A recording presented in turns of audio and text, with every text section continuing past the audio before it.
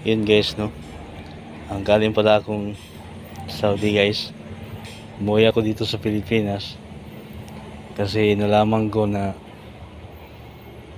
yung asawa ko dinali na ni pare. Kaya i-surprise natin sila guys ngayon kung anong ginagawa nila. Surprise natin sila guys. I-video ko muna para may ebidensya ako. Yan, surprise natin sila. Dito tayo. Ayan sila guys. Ayun. Walang yaka. Papakahirap ako sa ibang bansa para lang matustusan yung mga pangailangan nyo. Anong ginawa mo sa akin? Ginawa mo kong tanga. Anong ginawa mo? Hayop ka. Hayop ka. Hayop ka, animal ka.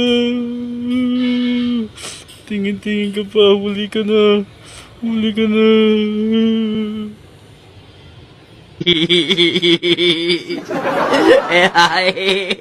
Ay, kami